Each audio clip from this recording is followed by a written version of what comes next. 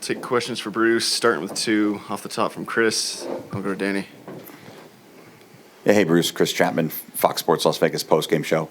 But the way the third periods went the last two nights, really good defensive effort. I think you gave up 2 shots last night, 3 tonight. But it seemed like you guys really earned the win tonight with the third period tonight. So could you just talk about how proud you are of the defensive effort and then earning that victory tonight?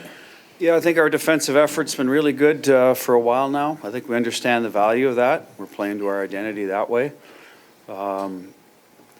And just to sort of go on that is, like, offense can come and go, right? And you can have a full lineup, half a lineup, three-quarter, whatever. You just run into some teams that are chucking well, or the puck's not going your way, or goaltending. So you need that foundation, and I think that's what I'm proud of, is our defensive foundation hasn't wavered just because we're having a little – now, we've won some of those games, but we're having a little – it's not going in as easily. So good for the guys.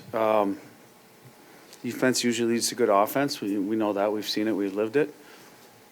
And you got to hang in there sometimes. The goals might come later. They might come early. It seemed like earlier in the year they're coming early. Now they're coming late. Thursday they didn't come at all. So like you're going to go through different things. And Minnesota's a very good defensive team. The Rangers are fighting to get themselves back in it, and they go into, they played the game against Jersey. They played good D, so we knew they would be tighter. So that's where we're at right now. And we'll take that show on the road, hopefully, where we check well and stay with it kind of every period or shift after shift, the same mindset. And you always believe there's enough offense in the room. I believe that. Jack's kind of a late illness scratch, and we have lots of guys there who can still bring it offensively. Stoney missed time. Carly at the start. Barbie's been out. He was our leading goal scorer till tonight, right? So there's enough. There's enough in there if we can check well. What is it about this organization that they're able to develop guys who are able to step into roles like you have Brett Howden having a career year? Keegan Kolesar gets double digits for the first time tonight. Your leading goal scorer is a guy who's playing his first full season in the NHL.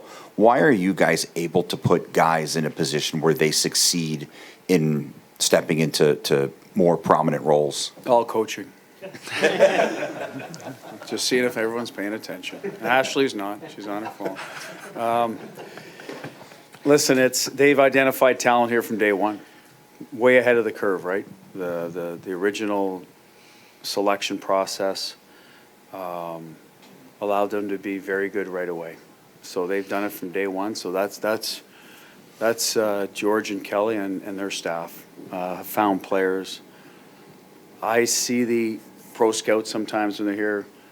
They're out there grinding every day, looking for that player that they could be a good fit. There's always conversations along the way. Where do you see your team going?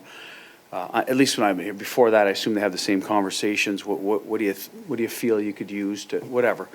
And then the amateur guys, well, they're the glue, right? They're always out there. Now, some of those guys got traded over the years to add, but still, you have to have a valued asset, like an Edstrom. He was a good pick, and Edstrom, I think I'm saying his name right, but it turns into hurdle for us, and et cetera. So guys get moved, so you can acquire these, the talent. So at the end of the day, Calgary, they like Miro Manoff a lot. Now they got a pick too, but it turns into Hanif. So you have to have identified those guys first, and then come up through the system, and then it's on to us, and we've got to do our part with them.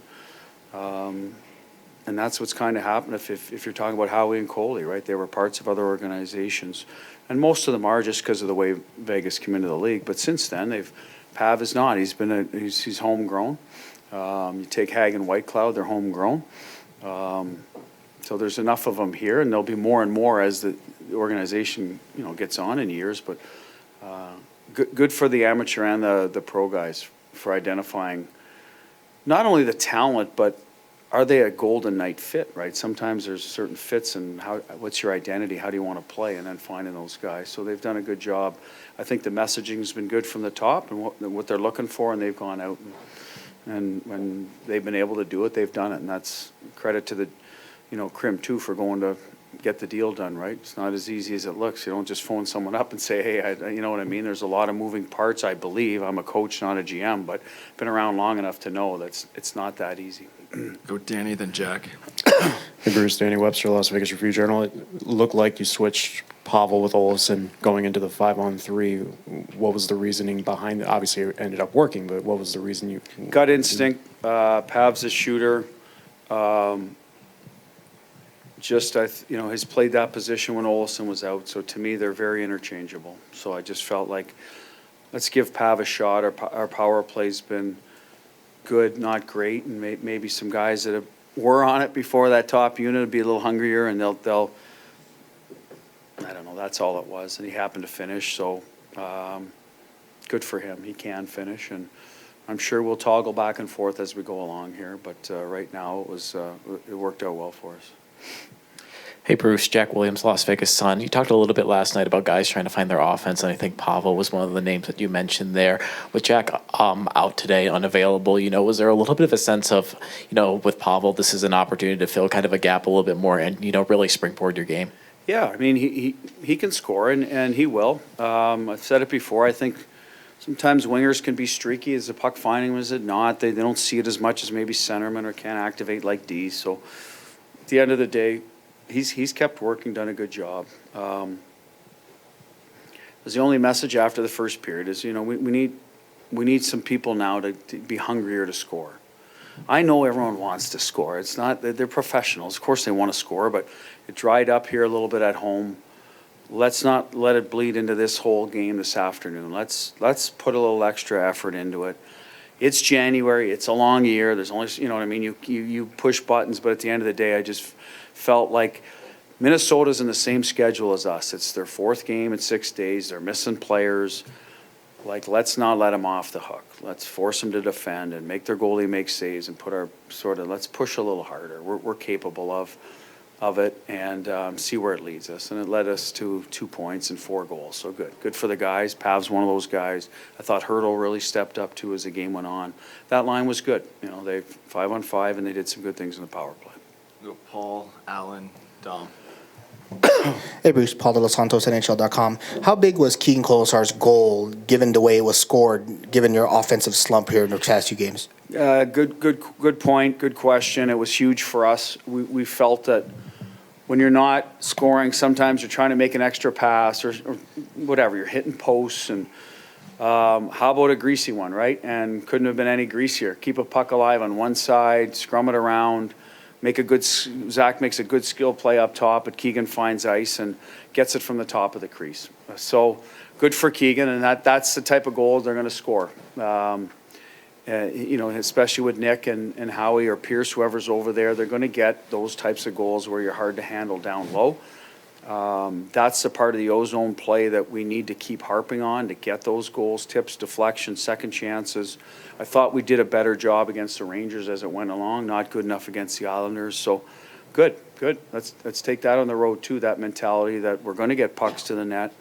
We don't always need the extra pass, especially with big bodies. We are a big group of forwards, so make the other team defend you.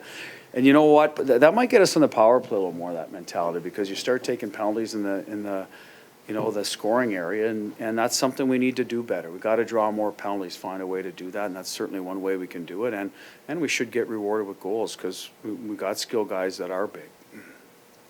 Alan. Bruce, a quick two-parter. Number one, how do you foresee using Hurdle? Because I think I just wonder if you can expand on your point today about the Hurdle line really asserting itself as the game went on, along with Dorofeyev. Do you see that threesome being kept together? And the second part is, do you have any fun Fleury stories just to kind of leave us with? I don't have Fleury stories because I was not here when he was there, so I've never coached him. The most fun story I can tell you is I ran into him in a bathroom in the airport where we're both taking care of business. That's it. And hey, how are you? It was probably the middle of July, and he was on his way to a wedding, I believe. So that's it. Sorry. As for the, what's that? He didn't try any Nothing. There was no gags. I don't think he probably thought about it. Says, well, I don't really know this guy. I don't want to. the old toilet paper in the back pocket trick as you walk out, you know. Did you guys know that one by any chance? No, it's one of those old ones. Anyway, another time. The hurdle line, yeah, that can, you know, a little bit. Jack's out. What are we going to do in the middle of the ice? Hurdle's played left wing and center.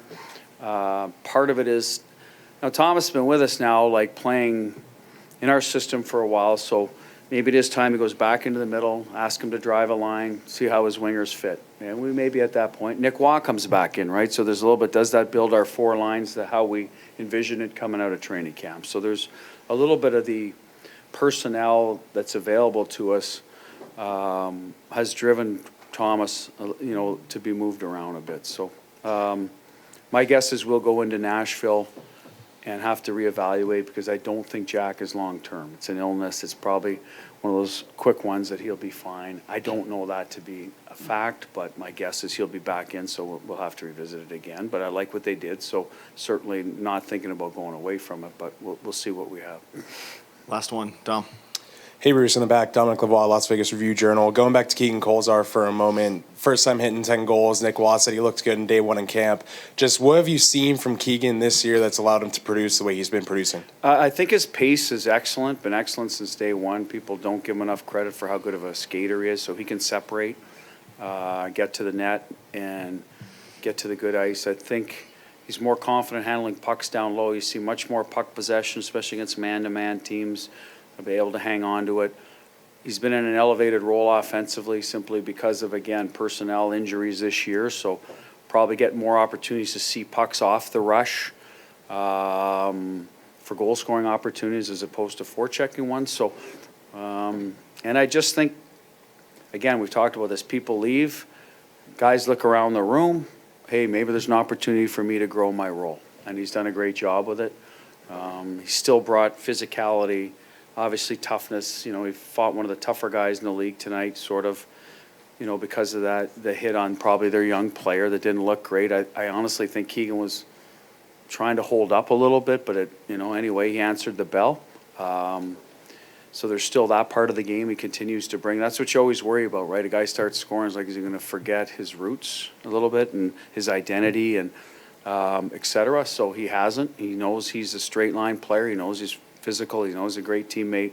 We're building in penalty kill, and he's getting some offensive opportunity. Actually, almost got a shorty tonight too at Stoney's play there. So happy for Keegan. He's probably one of the most well-liked guy. Well, they all are, but he's a very popular guy in the room, and so everyone's happy to see him have success. Thanks, Bruce. Thank you.